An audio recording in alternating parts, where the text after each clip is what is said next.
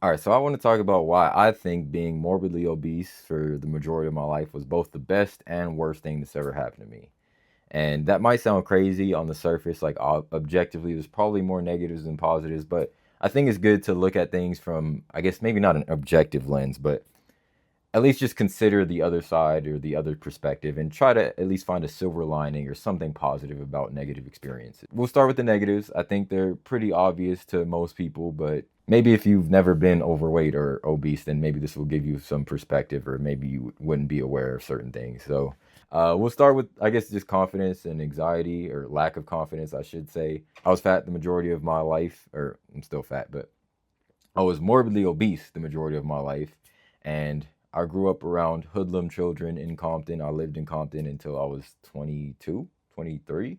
I mean, kids are evil. I think we all know that, especially hood rat children. So I got bullied a lot in elementary and middle school because I went to schools in Compton. And so that led to me being very self conscious, socially anxious. Yeah, just not generally not socially competent, really, because I was just scared that the world was out to get me. Like every time that I like saw somebody laughing, I would think they were laughing at me, and they could literally have been laughing about anything. And yeah, just little things like that. Seeing a big group of people thinking that they were gonna make fun of me or like point me out for whatever reason. I tried to just hide basically as much as I could, which obviously when you're really fat, that's hard to do. But I mean more so from a metaphorical sense, not physically hide. Well, also physically basically did whatever I could to not draw attention to myself. I would sit in the back of the class.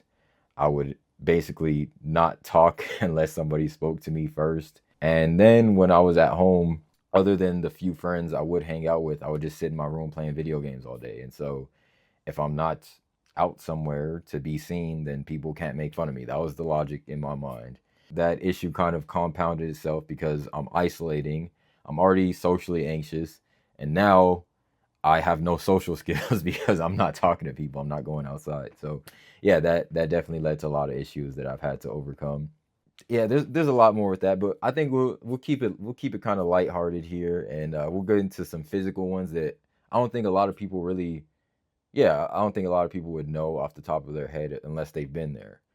My thighs would burn like crazy. I literally, the chafing, the constant chafe just rubbing together because my thighs were so damn big from walking. It hurt. I would get blisters sometimes. It was crazy.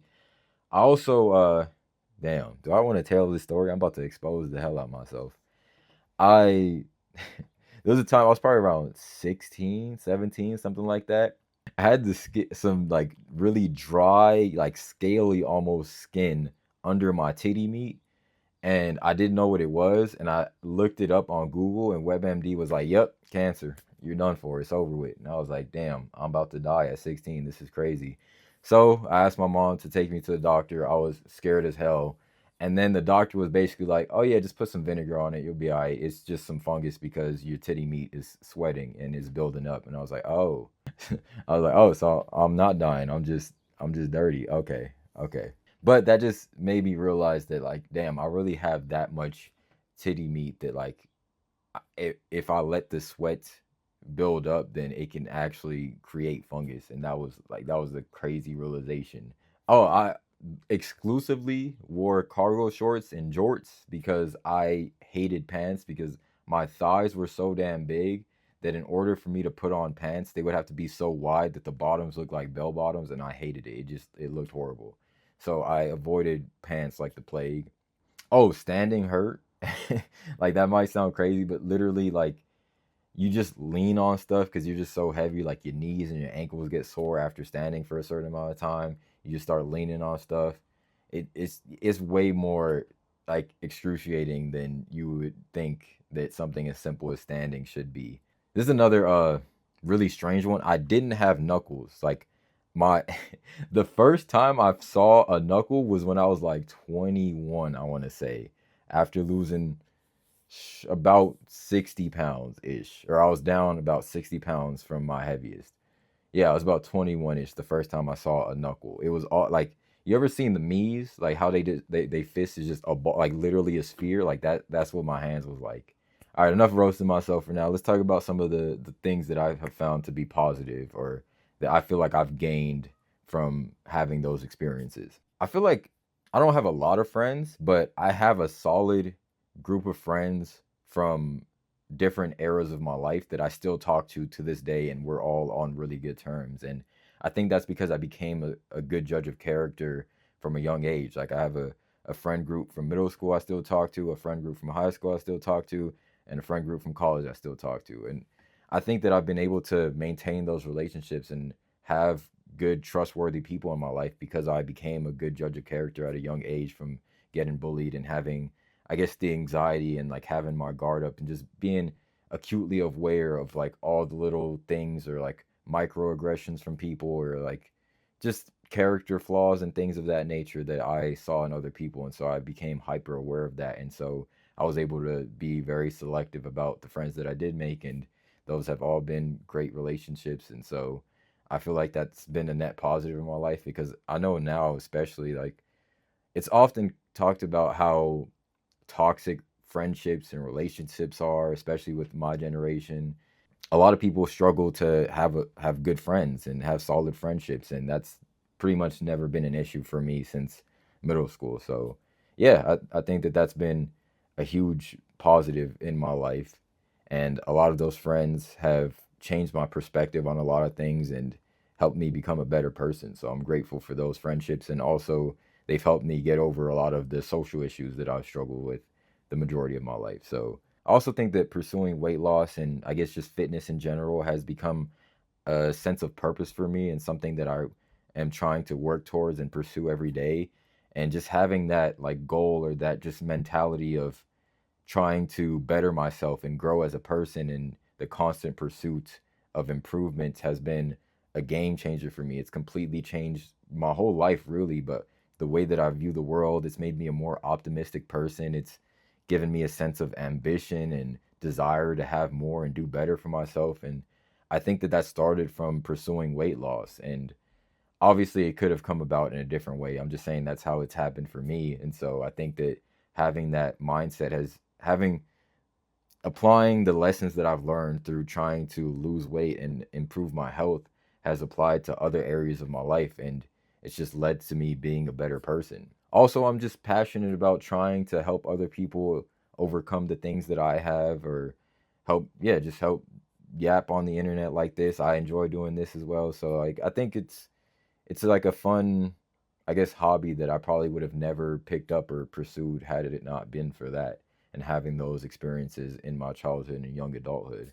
Yeah, I didn't know how much that would change my life because the vast majority of my life I was pretty purposeless. Like I guess my North Star, the only thing that I knew or wanted to be good at was doing well in school, and that was instilled in me from a very young age. Like you do well in school and you get good grades, that's your job. And my parents were always super strict about that, and so I never chose that for myself, and I was never truly passionate about it. I never really liked school like that. I just did well because I knew I had to, and they told me that I did. And I also was like, it like a lot of it came pretty easy to me like early on, and so I guess they saw the potential, and like teachers and things saw the potential, so they would always be, I guess, a bit extra hard on me because they knew that I could do it and that I was capable. So once I got to college and I was on my own and I didn't have anybody basically to tell me what to do.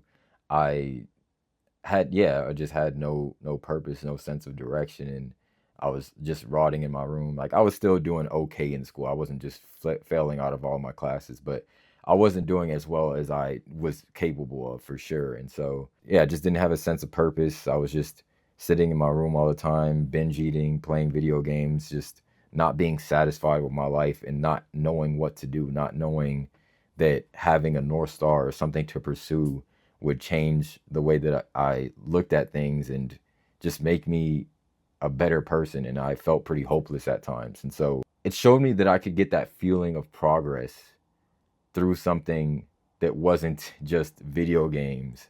And like I always gravitated towards RPGs like Pokemon, I played Zelda, Final Fantasy, but mostly games where you like level up or like Zelda, like as you progress through the levels, you get stronger swords, better shields, like powers and stuff. So I've always been fascinated with that idea of like progression and leveling up in some way. And I started to look at weight loss in that same way of like, as I like lose weight or like get a little faster, I could lift 5 more pounds. I started to look at it in the same vein. And so that kind of like shifted my mindset, like, oh, I can get this same feeling that I've been chasing after, I guess, through something else that actually positively impacts my life and doesn't just basically waste time.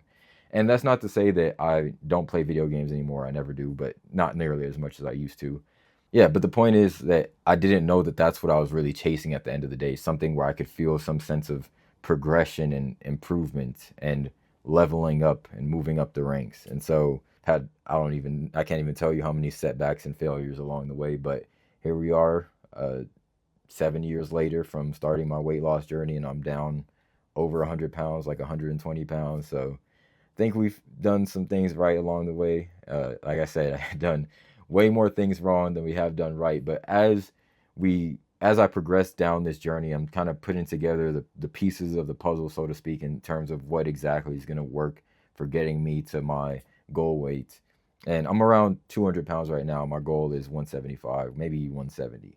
Probably 3 years now, I haven't had any major setbacks. It's been relatively slow weight loss, but no major setbacks. So yeah, I'm happy with that, and we're definitely on the right trajectory. One more thing, I think I've also avoided a lot of the BS that comes along with being, I guess, a cool kid or socially accepted. I've never been into parties or anything like that. I've never smoked or done a drug in my life. So I guess I just avoided a lot of that. One, because I had strict parents, but also because I never really got invited to do a lot of that stuff because I was just never a cool kid that the people that were doing that wanted to hang around. So yeah, so by default, by being a lame ass nigga, I avoided getting invited to parties and getting involved in a lot of nefarious activities, smoking, drinking, having kids at an early age, things of that nature, because I got no bitches. I was socially anxious, socially awkward, and morbidly obese. So yeah, I guess that's also another positive. I avoided a lot of the big pitfalls in life that can impact the rest of your life if you make those mistakes at a young age. So yeah, I'm definitely grateful for that. And I saw a lot of the people that I went to middle school with specifically go down that path, and their lives are a lot more difficult for it. And so I'm glad that I don't have to deal with that, at least. I think it's just about perspective. Like, obviously, there are a lot of challenges and difficulties that come along with being morbidly obese, but I think that, as with anything else in life, there's two sides to the coin, and there's always a different perspective or a way that you can look at things in a positive light. And there's a silver lining for even negative experiences or things that most people would see as objectively negative. And yeah, it just takes either hearing a different perspective or just reflecting on your own life and your own experiences to understand that. And yeah, hopefully I provided some perspective for somebody today. And y'all let me know on both ends of the spectrum, other things that I forgot to mention that come along with being morbidly obese that a lot of people wouldn't know unless they've experienced it, or on the opposite end, things that you think have happened positively in your life, or things that you avoided, negative things that you avoided by being morbidly obese. I'd be curious to hear a lot of that. So y'all let me know.